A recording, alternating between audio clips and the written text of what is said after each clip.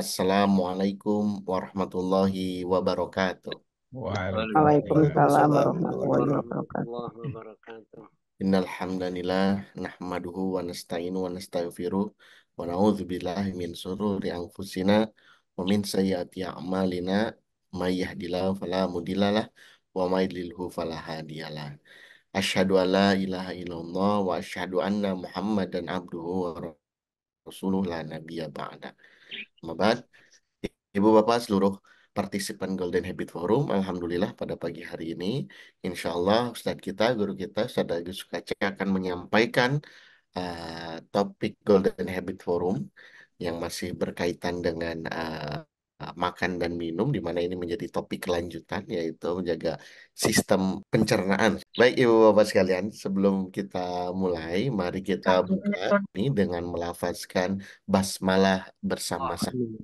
Bismillahirrahmanirrahim. Bismillahirrahmanirrahim. Terus selanjutnya, waktu dan tempat kami persilakan kepada Ustadz Agus. Monggo Ustadz. Assalamualaikum warahmatullahi wabarakatuh. Waalaikumsalam Waalaikumsalam warahmatullahi wabarakatuh. warahmatullahi wabarakatuh. Alhamdulillahi rabbil alamin. Assalatu wassalamu ala asyrafil anbiya'i wal mursalin Muhammadin wa ala alihi wa sahbihi ajma'in. Amma ba'd, Bapak Ibu, saudara-saudara sekalian, segenap partisipan Golden Habit Forum, rahimakumullah. Alhamdulillah kita bertemu kembali di Sabtu pagi ini pada episode yang ke-166. Dan Alhamdulillah partisipan sudah tersebar ya dari Papua, NTT, ya, Sulawesi, mulai dari Tenggara, Selatan, Tengah, ya, dari Gorontalo, Alhamdulillah ada, ya, Kalimantan, kemudian Jawa lengkap ini, Jawa Timur, Jawa Tengah, Jogja, Jawa Barat, ya, Jakarta, ya. Dari Sumatera, saya lihat sudah ada Pak Mariono dan lain-lain, ya. Kita bersyukur ya bisa bertemu kembali. Kita masih melanjutkan topik terkait dengan makanan. Kalau sebelumnya kita banyak membahas sebelum makan masuk ke dalam sistem pencernaan kita, di dalam perut kita, maka saat ini kita akan membahas bagaimana makanan setelah masuk ke dalam sistem pencernaan kita. Dan ini merupakan sebuah tahapan penting yang kita perlu pahami, sehingga ketika kita memilih apa yang kita makan, itu betul-betul dapat sesuai dengan sistem pencernaan kita, ya, sehingga akan dapat menjaga kesehatan kita. Ya. Karena memang makanan ini kan fungsi pentingnya kan untuk menjaga supaya kita itu tetap sehat, ya. Kebutuhan energi untuk metabolisme tubuh tercukupi, dan tubuh badan kita, ya, yang merupakan instrumen penting kita selama di dunia ini, dapat melaksanakan tugas sebagai hamba dan khalifah fil ard. Ya. Jadi tugas penting kita ini adalah hamba dan khalifah fil ard. Nah, itu hanya bisa kita lakukan ya, kalau tubuh kita dalam keadaan yang baik. Dan makan minum ini merupakan sebuah aktivitas dalam kerangka itu. Jadi ketika makanan itu sudah masuk ke dalam sistem pencernaan kita, jadi setelah kita makan, kita kunyah, maka dia akan segera masuk ya ke bagian ini ya. Dia masuk ke dalam namanya esofagus. Dari esofagus ini kemudian ke lambung ya. Di lambung, nah, sebagai tahap awal di dalam pencernaan, dari lambung nanti masuk ke dalam duodenum ya. Duodenum, kemudian ada usus 12 jari, kemudian ada kolon ya. Nah, atau usus besar ya. Kemudian dari kolon, nah, kemudian nanti akan dikeluarkan sisa-sisanya ya lewat apa namanya lubang yang namanya anus ya. Nah, ini perjalanan makanan kita ya dari mulut ya. Ini kemudian dia melewati lambung ya, duodenum ya atau usus 12 jari di sini ya. Nah, kemudian nanti sari-sarinya diserap, sisanya kemudian akan dibuang ya melalui anus. Nah, Bapak Ibu sekalian, lambung dan usus ini merupakan organ yang sangat penting bagi kehidupan kita. Dan usus ya, itu sebenarnya merupakan beranda kesehatan kita. Kalau usus kita bagus ya, maka berarti kita itu memiliki status kesehatan yang bagus. Kalau ususnya bermasalah ya, biasanya kondisi kesehatan kita juga bermasalah. Oleh karena itu, ya, menjaga karakteristik lambung dan usus dengan baik ya, berhubungan langsung dengan menjaga kesehatan. Jika sistem pencernaan seseorang bersih, tubuh orang tersebut dapat melawan jenis penyakit apapun dengan mudah. Jadi kalau ini sistem pencernaan itu bisa diperiksa ya dengan apa? Dengan alat endoskopi kita bisa mengetahui bagaimana kondisi usus kita, kondisi lambung kita seperti apa, kondisi usus kita seperti apa. Nah, ketika kondisi ususnya itu bersih, itu kita berada pada kondisi kesehatan yang sangat bagus. Dan dengan kondisi kesehatan yang bagus itu dapat melawan jenis penyakit apapun dengan mudah. Jadi karena memang sudah pada berandanya itu kelihatan bersih, ya, maka eh, ketika terjadi infeksi suatu penyakit, maka infeksi ini bisa dilawan dengan baik sehingga tidak menimbulkan penyakit. Sebaliknya, jika sistem pencernaan seseorang tidak bersih, orang tersebut akan rentan menderita suatu penyakit. Ini kondisi ya di mana kita bisa melihat bagaimana status kesehatan kita ya dengan melihat bagaimana keadaan usus kita ya. Nah, usus yang sehat ya, ini gambarnya seperti di dalam gambar ini ya, kondisinya ini bagus ya, usus yang sehat ya. Nah, kesehatan usus itu ternyata dapat ditingkatkan dengan memperbaiki apa yang kita makan. Jadi, apa yang kita makan itu akan berpengaruh ya, pada kesehatan usus. Jadi, oleh karena itu, ya, maka kualitas makanan dan air yang kita konsumsi itu memberikan andil yang besar terhadap status kesehatan kita. Jika setiap organ tubuh menyekresikan cukup banyak enzim pencernaan, ya, pencernaan dan absorpsi akan berjalan lancar. Jadi Bapak Ibu sekalian, kita itu punya enzim-enzim pencernaan, ya.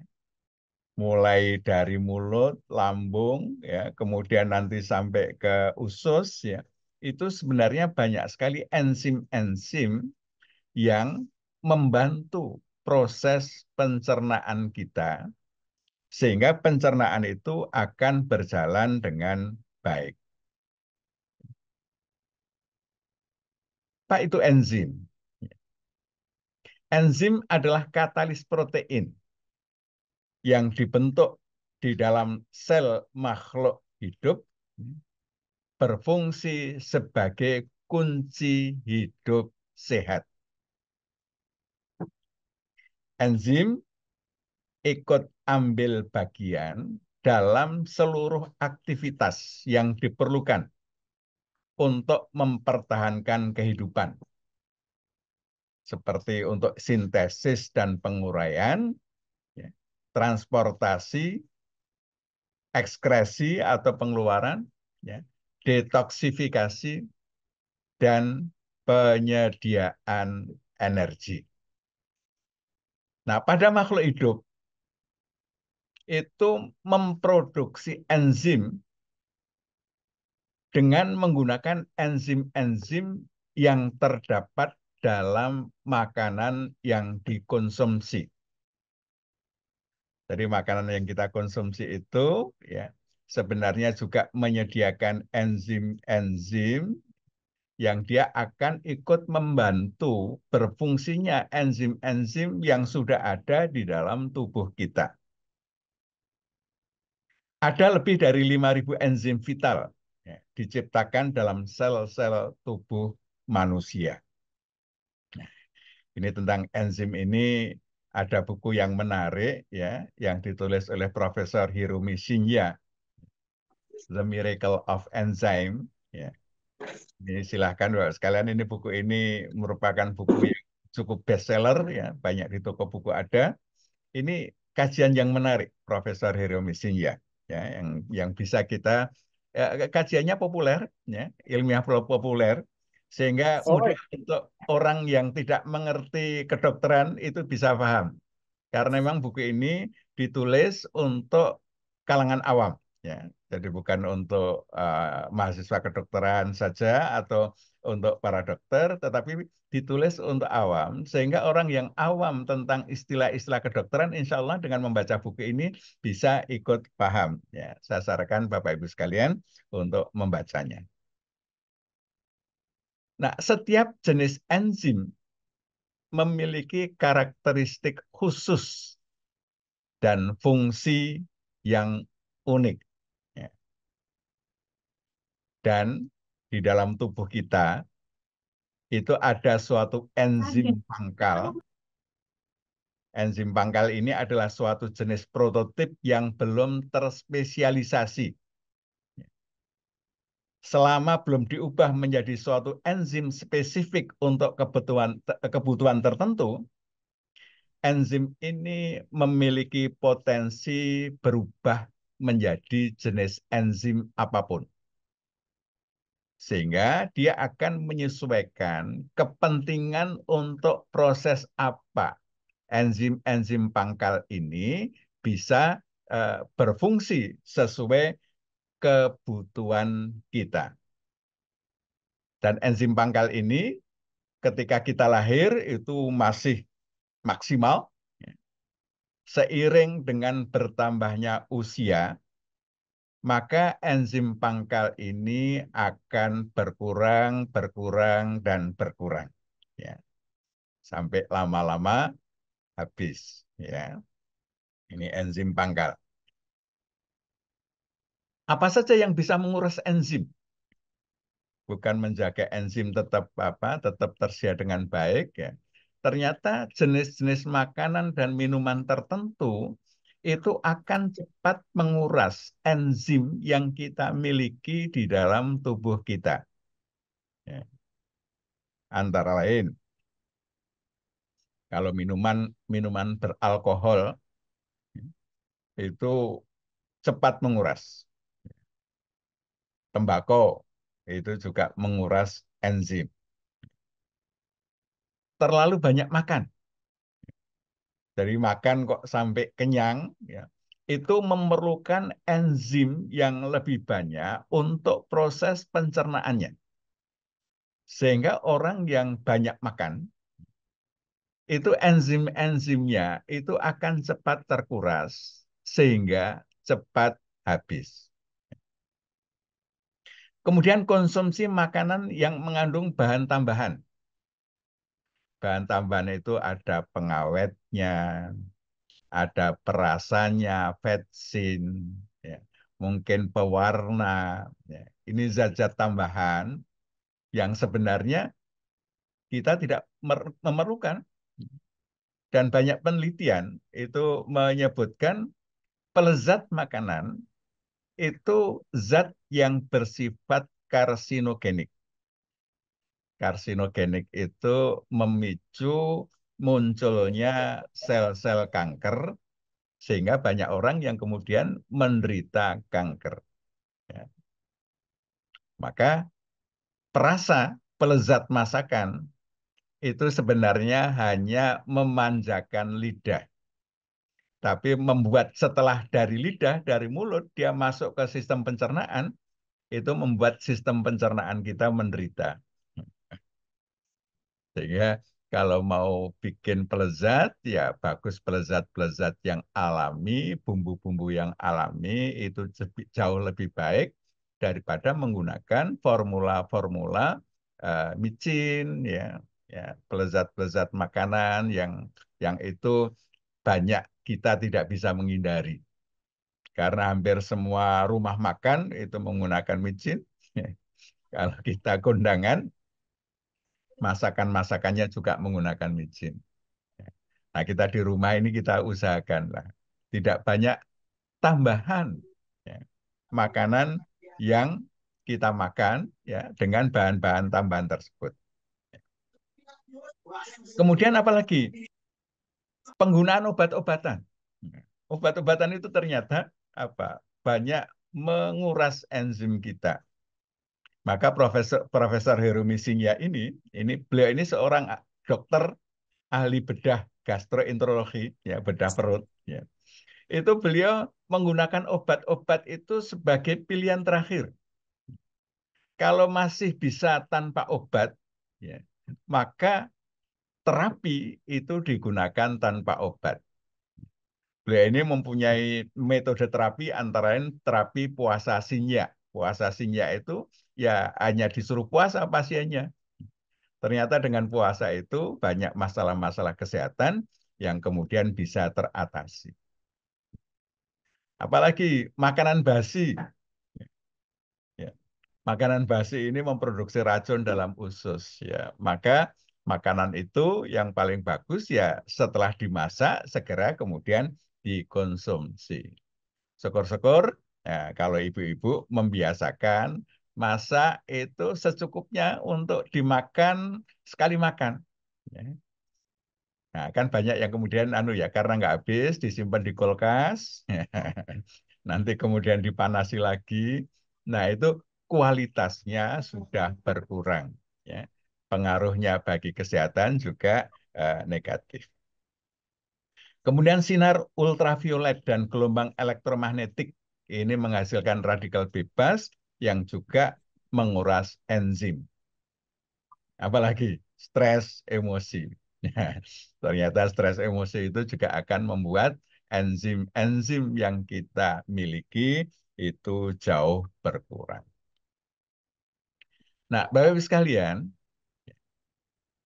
ini Profesor Hirumi Sinja itu merekomendasikan makanan yang terbaik yang bisa menjaga enzim-enzim pencernaan kita, enzim-enzim tubuh kita. Itu idealnya 85% nabati dan hanya 15% saja yang hewani.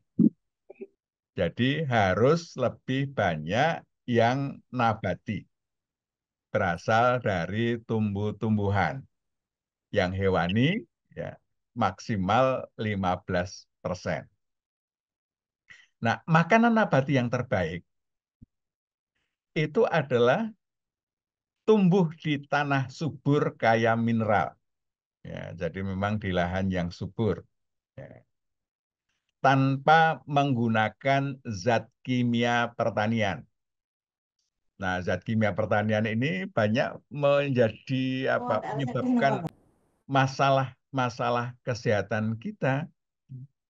Karena misalnya sayuran disemprot dengan insektisida. Ya. Nanam padi disemprot juga dengan insektisida supaya tidak dimakan hama. Ternyata penelitian menunjukkan bahwa banyak sayuran, buah-buahan, ya, bahkan beras itu yang residu insektisidanya itu cukup besar. Bahkan Fakultas Farmasi UAD itu pernah melakukan penelitian terhadap buah-buahan, ya, seperti semangka, ya, melon, ya.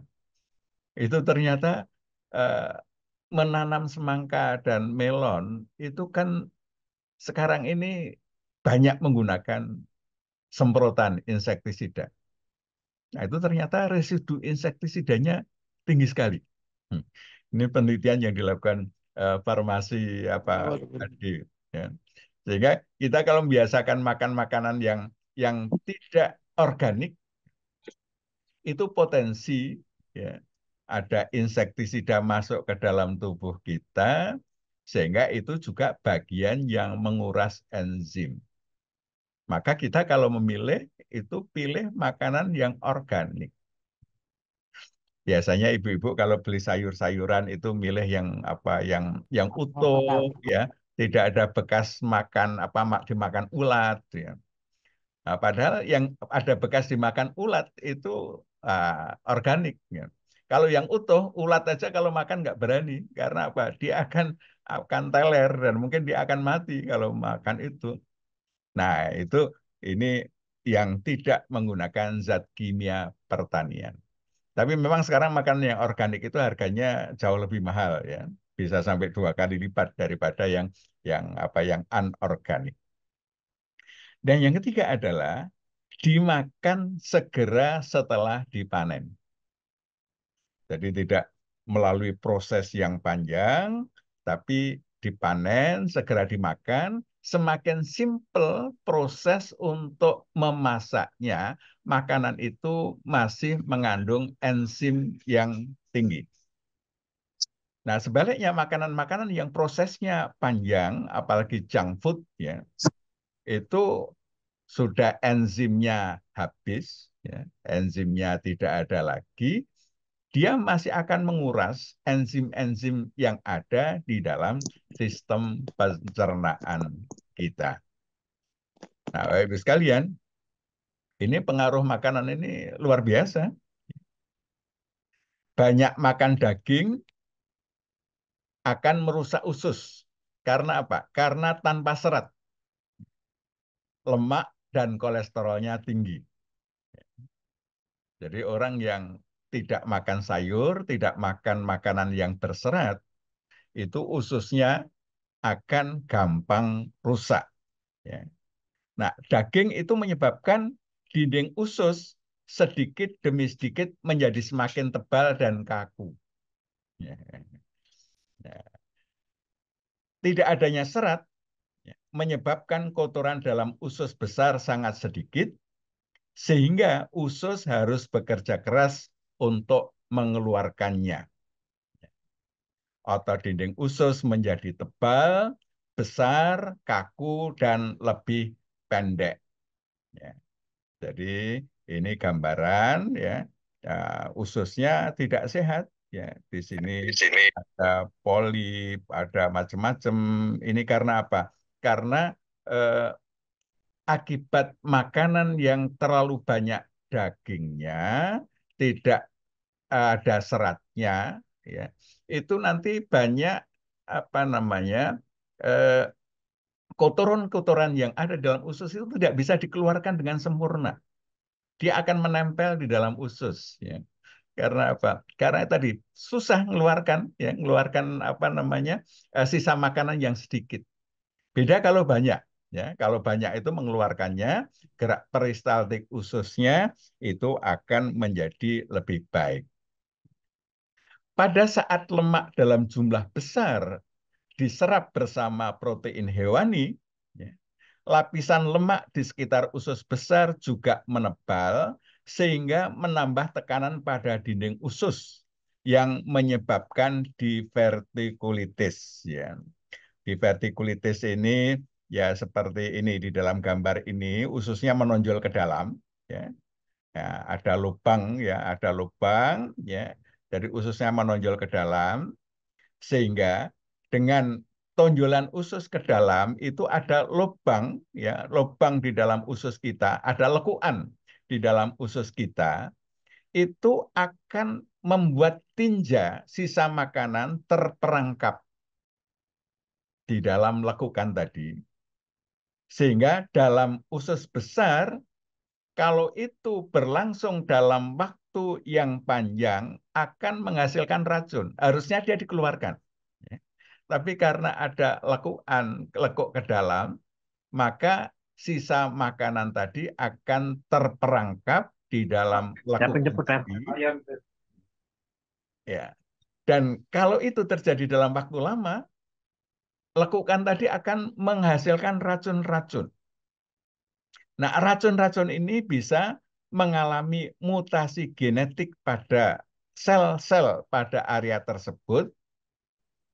Di situ akan menimbulkan polip.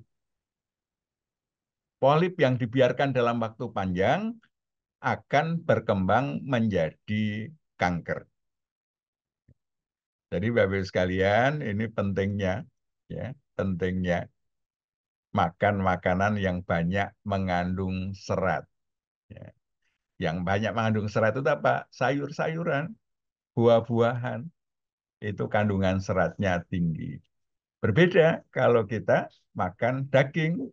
Daging itu hampir nggak ada seratnya, sedikit sekali. Sehingga makan daging, ya, itu nanti sisanya itu sedikit, yang sedikit itu agak lengket sehingga agak susah dikeluarkan oleh usus. Yang ini akan menjadikan masalah di dalam sistem pencernaan kita. Di usus besar kita kemudian menjadi bermasalah.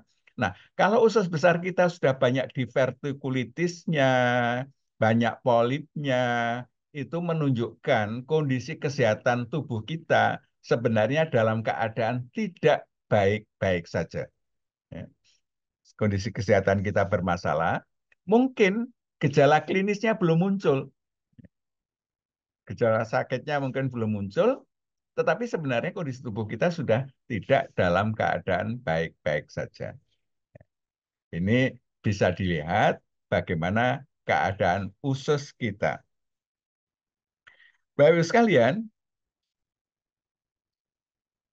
untuk mengidentifikasi usus kita bagus apa tidak, ada cara yang simpel.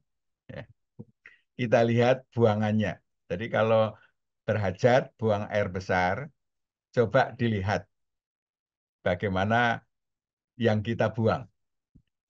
Kalau yang kita buang itu satu bentuknya padat, warnanya kuning keemasan, itu berarti sehat. Ya. Jadi kalau bentuknya lembek, ya, apalagi cair, ya, warnanya mungkin berubah tergantung apa yang dimakan. Makan sayur-sayuran hijau, fesesnya menjadi hijau. Nanti kalau makan wortel atau yang merah-merah, fesesnya menjadi merah. Itu berarti enzim-enzim pencernaan kita sudah tidak optimal. Ya, sudah ada masalah, ya, di dalam apa? Di dalam proses pencernaan kita. Nah, oleh karena itu, Bapak Ibu sekalian, ya, marilah kita jaga, ya, pencernaan kita dengan apa? Dengan memilih makanan-makanan yang bisa membuat pencernaan kita sehat, yang pada akhirnya akan menjadikan tubuh kita sehat. Maka kita makan tidak hanya perlu halal, tapi juga thayyib. apa itu yang toyib, itu yang kita makan. Nah, terkait bagaimana makan kaitannya dengan keberagamaan kita, ya, Bapak sekalian, Allah memerintahkan kita fal yang duril insanu ila ta'ami. Hendaklah manusia itu memperhatikan makanannya. Allah telah menumbuhkan biji-bijian, anggur, sayur-sayuran, zaitun, kurma, ya. Yang kesemuanya itu disiapkan untuk kebaikan kita. Maka kita memilih apa yang Allah tumbuhkan itu untuk kepentingan kita. Walladzi khalaqalakum ma fil ardi jami'a. Allah yang membuat untuk kamu sekalian apa-apa yang berada di bumi. Nah, ketika ini yang menjadi pertimbangan terpenting di dalam makan, maka sesungguhnya kita telah bertauhid, menjadikan Allah sebagai pertimbangan terpenting dalam berpikir dan memutuskan untuk makan minum. Di situ kita memilih yang halal, ya, yang thayyib, secukupnya, tidak tabdzir. Ya. Yang thayyib apa? Yang thayyib harus banyak seratnya, komposisinya banyak seratnya. Secukupnya, tadi Profesor Hirmisinya sudah menyatakan banyak makan itu akan menguras enzim. Berarti kalau kita kebanyakan, enzim kita akan cepat habis. Harusnya cukup sampai 70 tahun, ya. Nah, 40 tahun banyak yang sudah kehabisan. Ya. Sehingga hidupnya banyak bermasalah sejak usia dewasa muda. Ya. Nah, ini kita jadikan sebagai apa? Sebagai mekanisme pikiran, ya, batin kita yang hanya mengizinkan makan minum sesuai petunjuk Allah. Halalan thayyibah secukupnya. Maka inilah adalah akhlak kita. Ya. Akhlak menjamin apa yang kita makan dan minum itu berdasarkan petunjuk Allah, bukan berdasarkan pertimbangan syahwat. Nah, sehingga aktivitas makan dan minum kita, ya, itu menjadi aktivitas yang bernilai ibadah. Demikian Bapak Ibu sekalian sebagai pengantar, ya, mudah-mudahan ya makan minum kita tata sedemikian rupa sehingga kita dapat menjalani fungsi atau tugas manusia sebagai hamba dan khalifah Allah, ya, dengan sebaik-baiknya. Hadanallah yakum ajma'in. Nasr minallah fatkum karib. Assalamualaikum warahmatullahi wabarakatuh.